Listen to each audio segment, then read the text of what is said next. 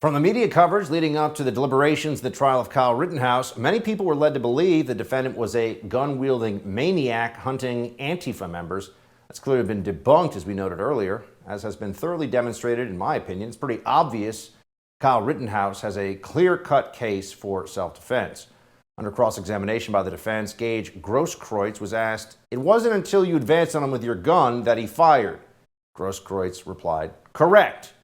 Right there, charges should have been dropped, right? But here we are. Editor of BearingArms.com and connoisseur of all things self-defense and firearms related, Cam Edwards is here to drop some shells of knowledge. Good to see you. Hey, Buck. How are you, sir? I'm all right, Cam. So let's start with this. Because I think there were some moments in the trial where you saw the mentality of the left on display, from the prosecutors, by the way, not just from the crazy lunatic criminals that had attacked and tried to do serious bodily harm to young Mr. Rittenhouse. Here's the prosecutor, Binger, making here's his claim about self-defense. I want to have you react to it. You can't claim self-defense against an unarmed man like this.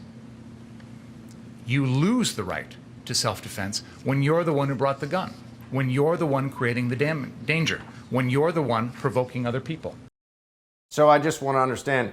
So if someone's concealed or open carrying a firearm, according to this prosecutor in the state of Wisconsin, if a mob burning things down, attacking people, and menacing everyone on the street wants to assault you, you're open carrying, so you just got to let them beat you to death? Is that the rule? I don't think that's how self-defense is supposed to work, Ken. It's not how self-defense is supposed to work, but it's exactly how the prosecution described self-defense. You had James Krause actually say, sometimes everybody takes a beating, right? You just got to take your lumps. And I guess if your head get bashed into the pavement and you realize, I made a mistake. I thought he just wanted to beat me. He didn't want to, now he wants to kill me. I guess that's on you. This is absolutely ridiculous. And I know that Binger's claim, if you listen to that quote again, at the very end, he talks about provocation, right? As if that's the excuse. Kyle Rittenhouse being there in Kenosha with a firearm was provocation to the mob, in essence. Because if you remember, Binger at points talked about how the mob told Kyle Rittenhouse, just get on the property, stay on your property, don't come out on the street. Now, Kyle Rittenhouse had as much right to be on the streets of Kenosha as the mob did. But in Thomas Binger's mind, I guess when a riot is going on, you lose your rights and you become subservient to the whims of the mob. Well, that's not the law. In fact, that's mob rule, literally by definition. But that's the standard that Thomas Binger thought that Kyle Rittenhouse should be using that night. And I got to tell you, what's really kind of concerning is that it's taken so long for the jury to come to a decision. I hope that they're being thorough and consistent and they're going over, every bit of evidence. But I'm with you. Kyle Rittenhouse started with the presumption of innocence, and it was up to the prosecution to prove beyond a reasonable doubt that he was not acting in self-defense. And I believe that they failed to meet that burden.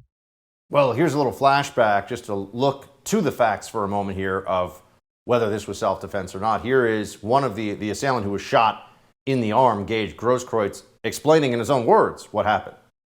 When you were standing 3 to 5 feet from him with your arms up in the air, he never fired, right? Correct. It wasn't until you pointed your gun at him, advanced on him with your gun, now your hands down, pointed at him, that he fired, right? Correct. Can I just point out here, Cam, that it seems to me, I want your analysis of how that can be anything other than self-defense, but obviously there's also the component of this guy has to tell the truth because there's video and he doesn't want to perjure himself with a video there showing what happened. So he's just describing what we can see in the video. Yeah, because he didn't tell the truth originally. That's the thing. He didn't tell police that he had a gun. And then he said that he had dropped his gun. And then on the witness stand, we learned that, actually he had it in his hand. As you say, we knew this because we had the video, but this is the first time that Gage Grosskreutz ever actually said, yeah, I had the gun in my hand, pointed at him, that's when I was shot. That's the first time that he's told that story. And it was, I think, a surprise to the prosecution. There were several witnesses that the prosecution put on that actually ended up, I think, aiding the Rittenhouse defense. Rich McGinnis was another one, the reporter for the Daily Caller, who was right there when Joseph Rosenbaum was shot. And Thomas Binger asked, well, how could Rosenbaum be posing a threat? And he said, well, he yelled bleep you and he was grabbing for the gun.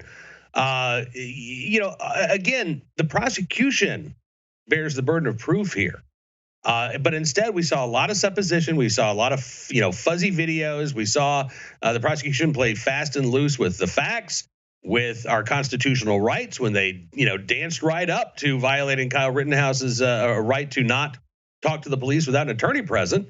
When they almost tried to make an issue of that, and the judge warned them. I mean, this is just, I think, it's really been eye-opening, I think, Buck, for a lot of people to see how far prosecutors can go. And sometimes it seems way less about finding justice than just upping your conviction rate.